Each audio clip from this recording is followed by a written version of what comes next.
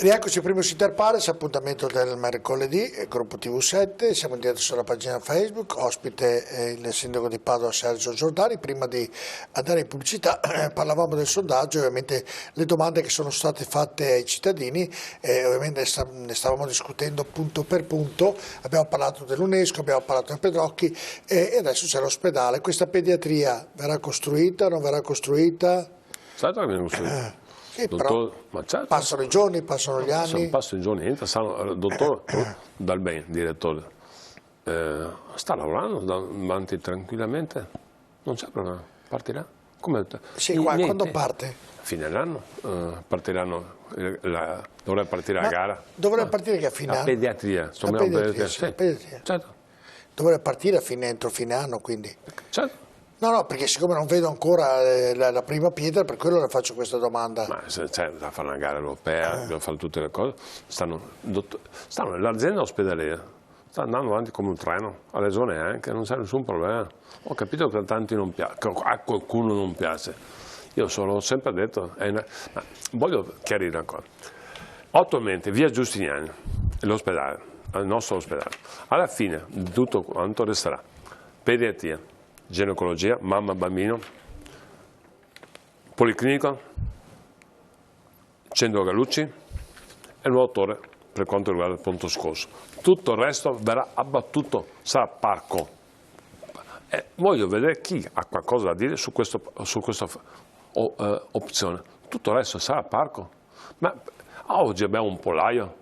Non è un ospedale, questo è un pollaio. Per fortuna abbiamo dei medici eccezionali, ma sotto l'aspetto strutturale è disastroso. Ma sono del policlinico, è messo a posto, è nuovo, Gallucci è a posto. Adesso fa pediatria, ginecologia, tutto il resto verrà abbattuto. Il monoblocco verrà abbattuto. No, domani, quando è finito l'ospedale, io sono sicuro, sono certo, la regione sta lavorando in maniera intensa. Non c'è problema. Non c'è problema. No, Io sono tranquillissimo. Perfetto. Sono 5-6 anni, sarà fatto l'ospedale. Perfetto. La pediatria. Faranno fatto la gara, partirà i lavori il prossimo anno, perché no? Il tram, i cittadini sono d'accordo con la linea Volta Barozzo dove c'è un po'... È un'altra cosa eccezionale per quello che mi riguarda. La linea attuale sta funzionando al massimo. Basta guardare, se non piace, basta guardare, è strapieno. Stamattina l'Eurocell è strapieno, primo. Secondo, la seconda linea, il SIR 3, partirà a fine dell'anno, la gara partirà a primi di luglio, fine anno partiranno, o inizio anno partiranno i lavori e se l'Europa confermerà il SIR 2, che vuol dire Rubano-Vigonza, io sono ottimista, 325 milioni, se l'Europa confermerà questo e dobbiamo fare questa iniziativa entro il 2026, avremo uno sviluppo di una viabilità incredibile che porterà 20 milioni di persone all'anno. Vuol dire che cambierà l'aspetto della città, sotto l'aspetto inquinamento, modo di muoversi. Per me è una cosa bellissima, non piace. Io dico che questo qui è una cosa eccezionale. Il Ministero mi ha fatto i complimenti, ha detto avete fatto un progetto eccezionale. Io ringrazio chi ha fatto questo progetto interno, esterno, APS, funzionari del comune, perché hanno fatto una cosa splendida. 20 milioni di persone che porta, vuol dire cambiare l'inquinamento, cambiare la città. Alla fine, quando funziona veramente il trasporto pubblico, quando uno ci mette meno ad andare dal punto A a B, meno tempo di andare in auto. Solo così funziona. Perfetto. E così deve essere, e così sarà. Perfetto. Senta, una delle cose che lei mi ha sempre raccontato venendo ospite nella mia trasmissione, mi piacerebbe vedere Piazza Insurrezione senza automobili e nel sondaggio la gente è d'accordo con lei, però le dicono anche però ci faccia parcheggiare la Prandina.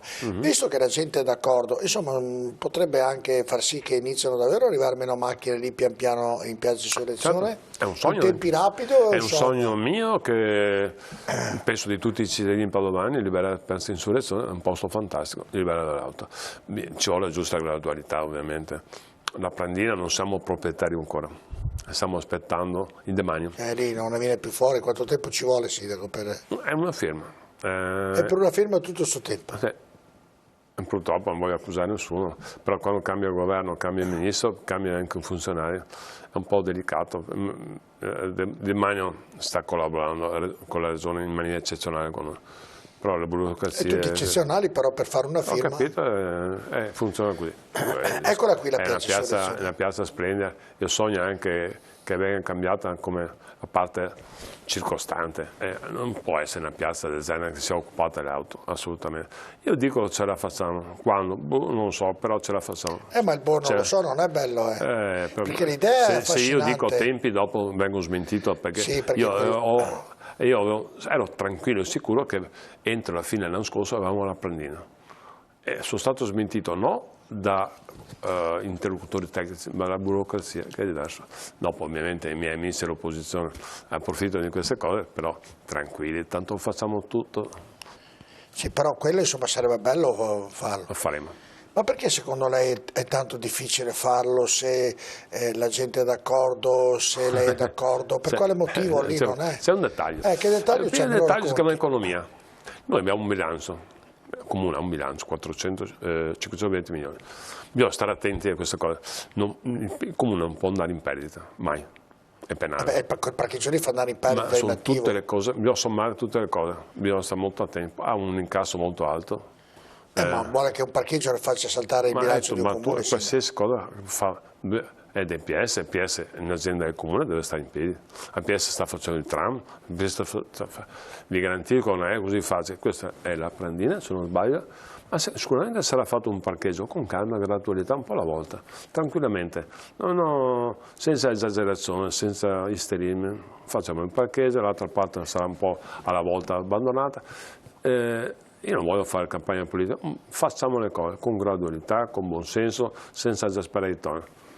Come ho detto altre volte, come sarà un proprietario, si pagherà anche per entrare, perché oggi grazie, perché non è nostro, è del demanio. Okay. E anche così capiremo veramente... Piazzale Boschetti, adesso vado a raffica, Piazzale Boschetti com'è la situazione? Io vado in 15 giorni, ogni mattina alle 8:30. Quindi quando sarà finita?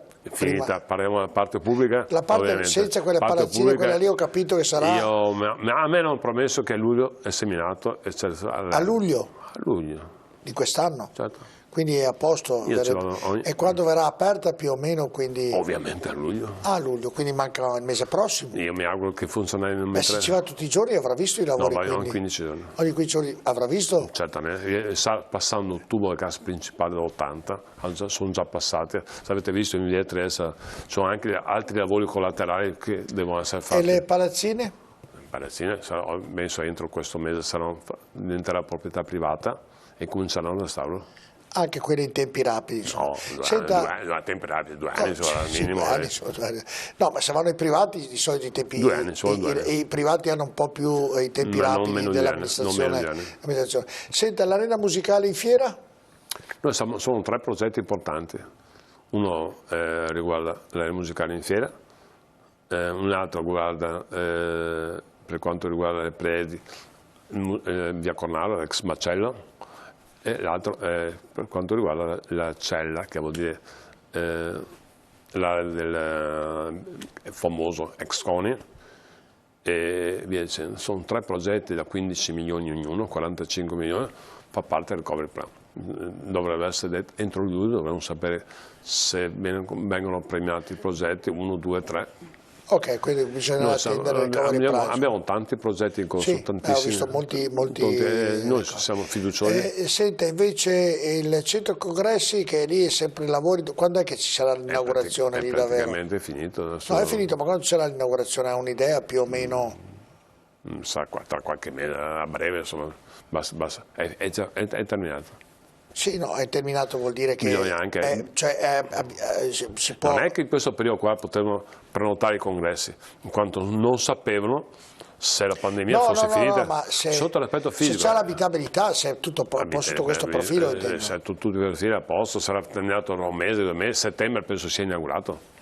E quindi... È già terminato. È già terminato tutto quanto, anche quello lì. E via Anelli invece quando danno l'autorizzazione alla Prandina, perché è vincolato. Prandina significa avere la proprietà, vuol dire fare il cambio col demanio, la permuta col demanio del terreno e edificare la questura. Mi ricordo anche questo, perché su via Anelli sarà fatta la questura. Questura siamo stazione appaltante noi, per cui stiamo già lavorando con il Ministero dell'Interno e di Polizia per realizzare la questura. Il progetto Però se non ci danno una cosa si ferma anche l'altra. Certo.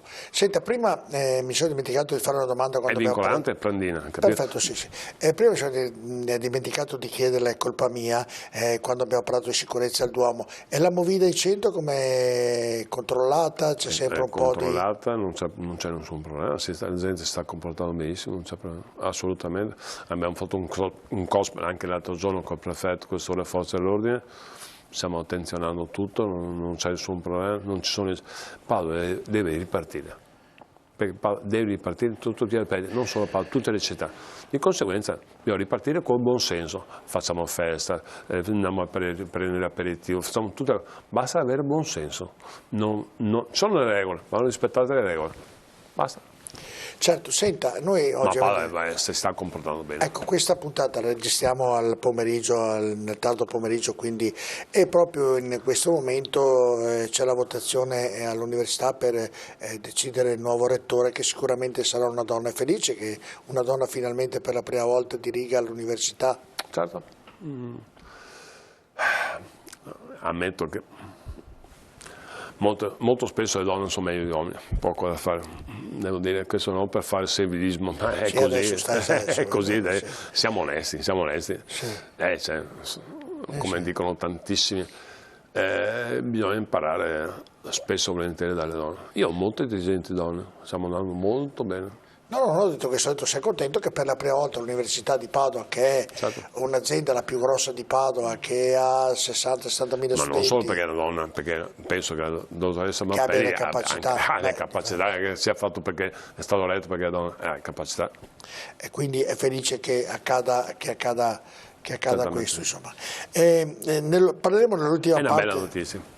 Come? È una bella notizia. Sì, sì, no, è una bella notizia, sì, perché c'erano 3 donne e un uomo, l'uomo si è ritirato, la terza, però sicuramente... Ma anche gli altri non bravi, ovviamente. Sì, però sicuramente sarà una donna il prossimo rettore. Si dice rettore o rettrice, non lo so. La rettore, insomma, la rettore e via discorrendo. Io volevo, dopo la pubblicità, parlare dell'ultima cosa che praticamente è il calcio Padova, visto che domani andrà ad Alessandria, però una cosa la posso chiedere prima della pubblicità. Lo stadio sta andando avanti con i lavori, quindi l'assessore Bonevini, che l'ha avuto ospite nella trasmissione sportiva, ha detto fine settembre che fine settembre o ottobre la gradinata è pronta già quindi i lavori stanno proseguendo lì con... Normalmente, tutto in linea con i tempi. Fine settembre, il primo giorno di ottobre è a posto, la curva. Ecco, adesso le vedremo proprio le immagini, vediamo già, queste sono immagini raccolte proprio domenica, l'avrà visto che lei... Sono molto prefabbricati, diventa molto facile. Abbiamo creato due palazzetti retrostanti, uno per quanto riguarda il basket, l'altro la piazza polifunzionale. Per me abbiamo fatto una grande cosa, una bella cosa, vuol dire avere i tifosi vicino al campo di gioco, 3.200 persone. Sarebbe bello fare anche l'altra. Giustamente, sarebbe bello fare anche l'altra.